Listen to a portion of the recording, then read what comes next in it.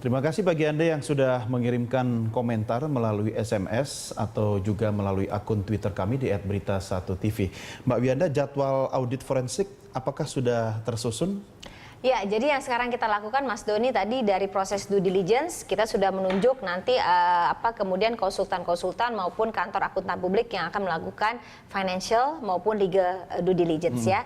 Ini sekarang kita sudah ada pihak-pihaknya, sudah ada project management officer-nya. Nah, nanti dari situ akan kita lihat dari hasil audit tersebut mana yang kemudian akan ditindaklanjuti berupa audit investigatif dan kalau memang kemudian perlu lagi melihat sebuah audit forensik. Tapi sebenarnya apa sih tujuan utama dari ini semua? Karena tentunya kan tadi kembali lagi bahwa ini juga kita Pertamina tidak bisa bekerja sendiri ya Mas Doni ya.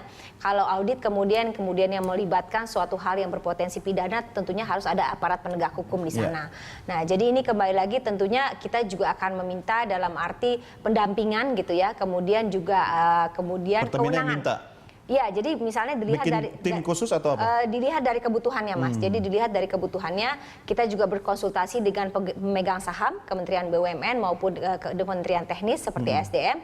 Nanti dilihat dari situ bagaimana kemudian urgensi dan kebutuhannya, karena kita lihat tentunya kita bukan aparat penegak hukum, Mas Doni. Jadi yang perlu kita lakukan adalah lebih dari sisi korporasi, bagaimana kita merapikan, kemudian mencari tata kelola yang lebih baik, sekaligus menyempurnakan atau memperbaiki sistem yang sudah ada. Nah, jadi kalau kemudian dari Petral ini dalam proses likuidasi diperlukan audit-audit yang lebih mendalam lagi, nah tentunya yang kita cari adalah bukan kewenangan Pertamina untuk menentukan mana potensi pidananya.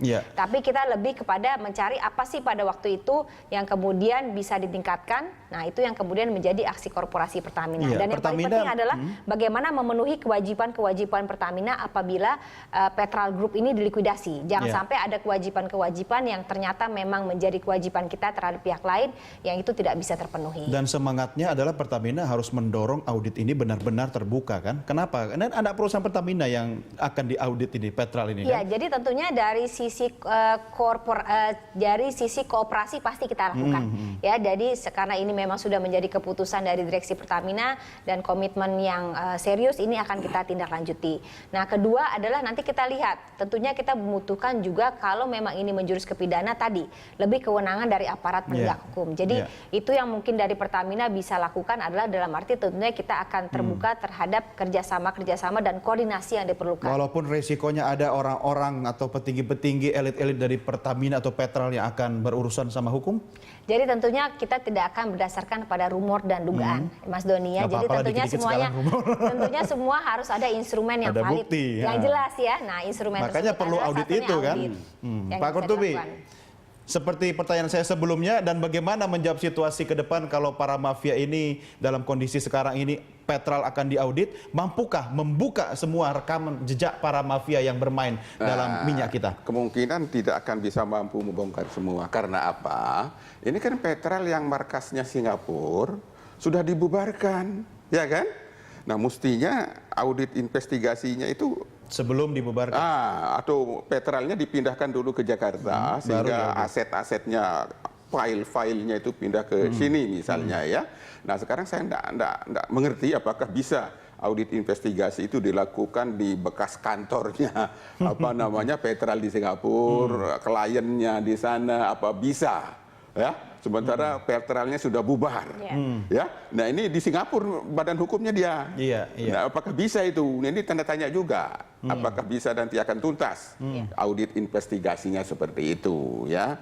Nah, tapi at least ya kalau ini sudah dibubarkan, lalu ada penghematan, ini jangan kita menoleh ke belakang, mundur lah ya. Investigasi silakan maksimal mungkin. Tapi jangan juga nanti ada Petral KW2, KW3-nya kan di masa yang akan datang begitu kan? Mestinya tidak.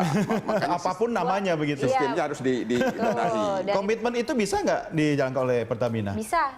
Karena menurut kita tidak memiliki lagi kemewahan dan keleluasan untuk bermain-main dengan sistem pengadaan, Mas Doni. Justru ini malah memberi keuntungan ya bagi Pertamina. Dengan jumlah tadi volume yang sangat besar, ini merupakan suatu pekerjaan besar yang harus dilakukan Pertamina secara kredibel, Mas Doni, akuntabel. Karena ini juga menyangkut reputasi Pertamina di sana. Jadi saya kira kita harus serius serius, Mas Doni, dan tentunya Pertamina sekali lagi tidak bisa bekerja sendiri, Mas Doni. Kita butuh dukungan baik dari anggota dewan, wakil rakyat, dan juga pihak-pihak lain. Tapi tentunya ini juga harus dipahami bahwa ini komitmen yang serius dari Pertamina, direksi Pertamina. Nah, tentunya secara bertahap nanti kita bisa informasikan apa tahapan-tahapan yang sudah kita lakukan dalam proses likuidasi Ya, itu. jangan cuma nama-nama tersangka aja ya. Singkat saja Pak Kurtubi.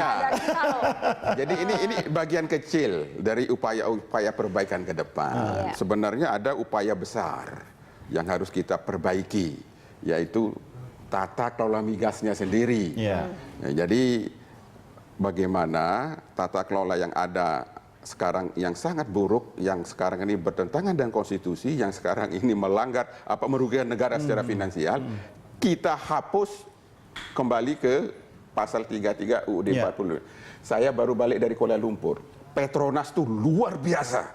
Ya, Kotra Putrajaya dibangun oleh Petronas begitu besar. Padahal Petronas itu berguru dari Indonesia, Pertamina. Pertamina, betul. Sekarang nggak ada salahnya kita copy paste lagi itu. Nah, ini yang kita dengar justru akan mengadakan eksperimen baru. Tata kelola dengan eksperimen baru setelah eksperimen pertama gagal dengan Undang-Undang Migas dan BP Migas gagal, mau dilakukan eksperimen baru. Bentuknya? SKK Migas mau berubah menjadi perusahaan sehingga di Indonesia ada 4 BUMN. Ini eksperimen baru, justru ini akan kontraproduktif, bukannya produksi naik, sistemnya tambah oregade, tambah ruwet, tambah kacau balau. Kalau itu eksperimen ini mau dilakukan lewat perbaikan Undang-Undang Migas, maka kami menentang keras. Itu khususnya praksi PR Anda Pak sekarang di Senayan. Jadi jangan sampai nanti mafia-mafia berubah menjadi mafia berseragam. Mafia-mafia baru lewat empat perusahaan ini akan datang. Kalau bicara ini Pak Kurtubi bisa 3 hari 3 malam Mbak Wiyanda.